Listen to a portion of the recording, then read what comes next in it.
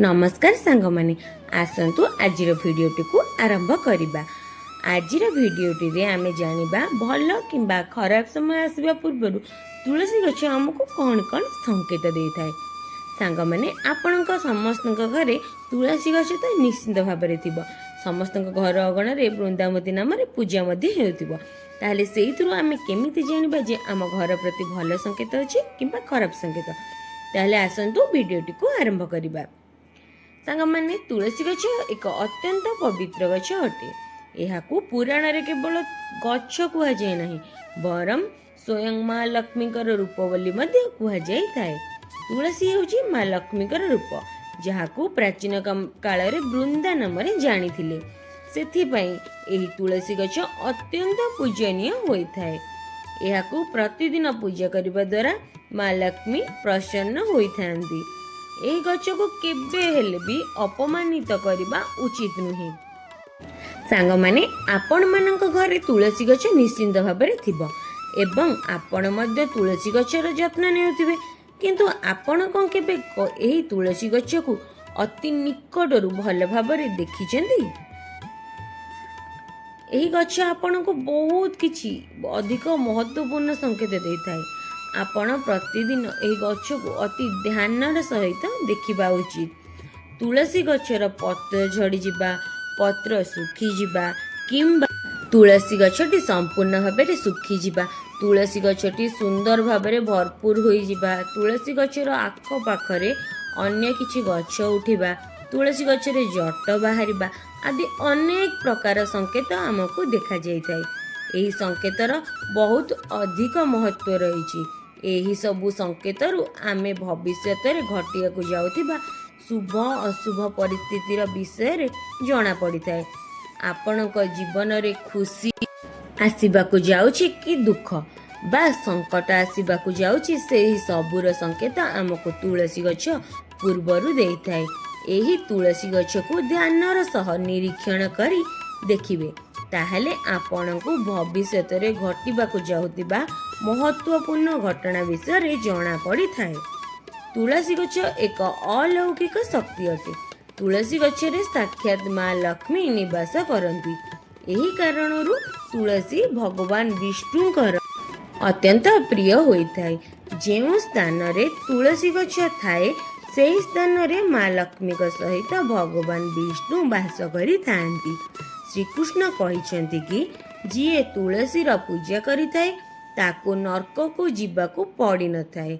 मृत्यु परे जदि व्यक्ति मुहरे तुलसी पत्र को रखा जाए तेबे से प्राणीर केबे भी अधोगति होई न थाए एवं से व्यक्तिर आत्मा को मोक्ष प्राप्ति होई थाए। तुलसी गछ को जल देउथिबा एवं तुलसी सेवा करुथिबा मनुष्य मृत्यु परे श्रीकृष्ण धाम गोकुल को जाई थाए। जेउ घर सामने रे तुलसी गछ थाए से घरे खराब शक्ति वास करती नाही। सेथिपाई शास्त्र रे घर सामने रे तुलसी गछ लगेबार विधान करा जायछि। जेउ घरर मुख्य द्वार सामने रे तुलसी गछ थाए से घरे अकाल मृत्यु हुए नाही, किंतु तुलसी गछ को किछि लोक अजाणतरे नला पाखरे लगे दियंती। एमिति भूल केबे भी करंतु नाही।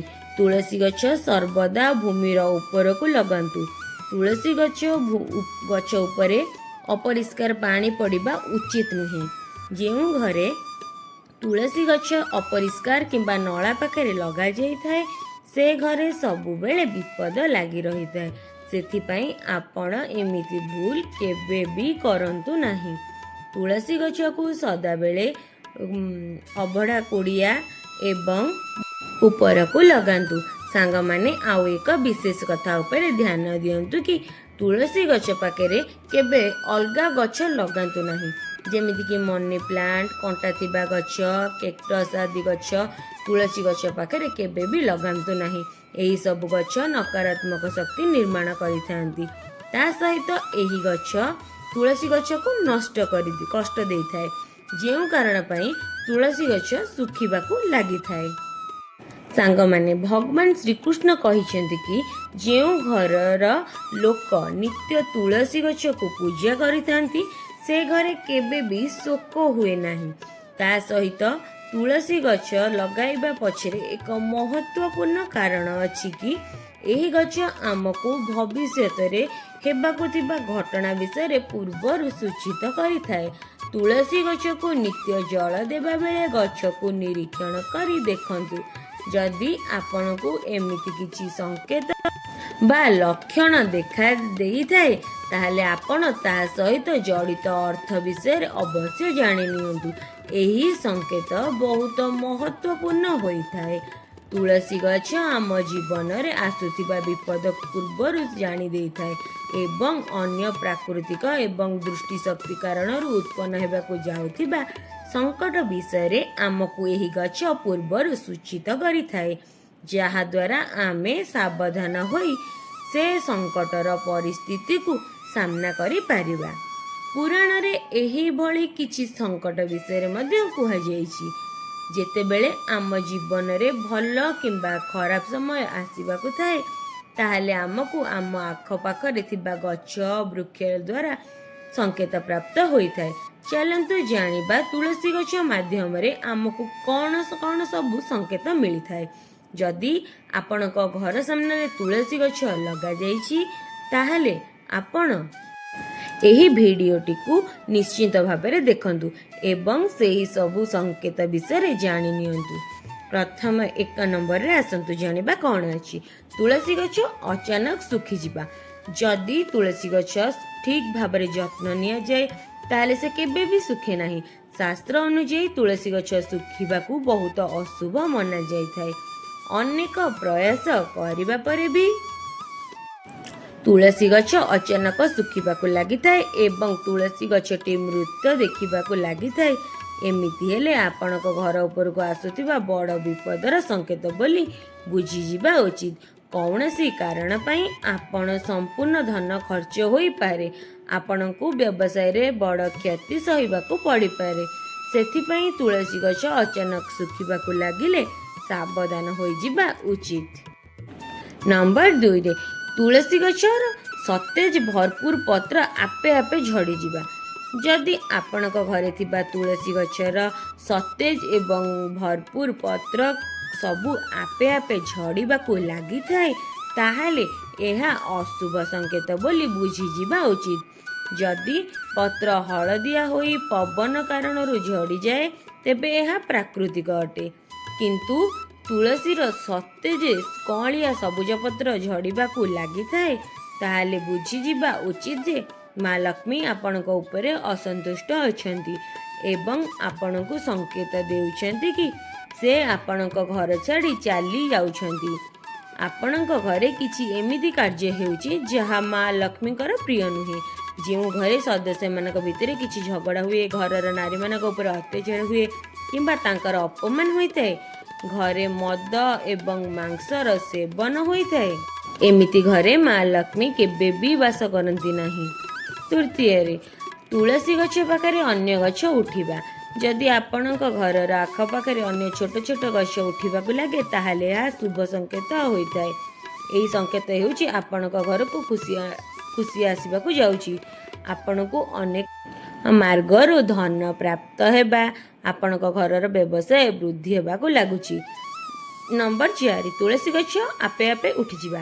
ଯଦି ଆପଣଙ୍କ ଘର ସାମ୍ନାରେ ତୁଳସୀ ଗଛ ଆପେ ଆପେ ଉଠିଯାଏ, ତାହେଲେ ସ୍ୱୟଂ ମା ଲକ୍ଷ୍ମୀ ଆପଣଙ୍କ ଘରକୁ ପ୍ରବେଶ କରିଛନ୍ତି ବୋଲି ବୁଝିଯିବା ଉଚିତ। ଯେଉଁ ଜାଗାକୁ ସ୍ୱୟଂ ମା ଲକ୍ଷ୍ମୀ ଚାଲିକି ଆସିଥାନ୍ତି, ସେହି ଜାଗାର ଗଛ ବୃକ୍ଷ ଆପେ ଆପେ ଭରପୁର ହୋଇଯାଏ। 5 ନମ୍ବରରେ ତୁଳସୀ ଗଛ ପାଖକୁ ଚଢ଼େଇ ମାନେ ଆସିବା। ଯଦି ଆପଣଙ୍କ ଘର ପାଖରେ ଲଗାଯାଇଥିବା ତୁଳସୀ ଗଛ ବା କୁଡ଼ିଆ ପାଖକୁ ଅଚାନକ ଚଢ଼େଇ ମାନେ ଆସିବାକୁ ଲାଗନ୍ତି, ତେବେ ଏହା ବହୁତ ହିଁ ଶୁଭ ସଂକେତ ଦେଇଥାଏ। ବହୁ ଜଲ୍ଦି ଆପଣଙ୍କ ଘରକୁ କିଛି ଖୁସି ଖବର ଆସିବାକୁ ଯାଉଛି ବୋଲି ଜାଣିନେବା ଉଚିତ। 6 ତୁଳସୀ ଗଛରେ ପୋକ ଲାଗି ଜାଲ ତିଆରି କରିବା। ତୁଳସୀ ଗଛ ଉପରେ ଅନ୍ୟ କୀଟ ପୋକ ଲାଗିଯାଆନ୍ତି, ତାହେଲେ ଏହା ଅଶୁଭ ସଂକେତ ବୋଲି ବୁଝିଯିବା ଉଚିତ। ତୁଳସୀ ଗଛରେ ପୋକ ଲାଗି ଜାଲ ତିଆରି କଲେ ଏହା ଧନ ନାଶ ହେବାର ସୂଚନା ଦେଇଥାଏ।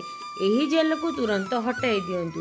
ତୁଳସୀ ଗଛ ଉପରେ ଯଦି ବୁଢ଼ିଆଣୀ ଜାଲ ତିଆରି କରେ, ତାହେଲେ ଧନ ଚୋରି ହେବାର ମଧ୍ୟ ସଂକେତ ଦେଇଥାଏ। नंबर 7 रे तुलसी गछ सबुज सतेज होई भरपूर होई जिबा। जदि आपण तुलसी गछ सब बेले सतेज भरपूर होई रही थाए एही गछ उपरे जट लागि थाए एवं गछटी बहुत सुंदर देखा जाउ थाए ताहाले एहा बहुत ही बड़ शुभ संकेत अटे। तुलसी गछ जेते सुंदर भरपूर देखा जिवो से भली आपणक परिवार रे सर्वदा सुख समृद्धि रहिथिबो। घर बाहर लागिथिबा तुलसी गछ को देखि आपण माने अनुमान करि परिबे कि से घरर वातावरण किपरि अछि। जदि घरर वातावरण पवित्र अछि घरे भल संस्कार लोक रहुचंती ताहाले सेमानकर तुलसी गछ सर्वदा भरपूर होई रहिबो।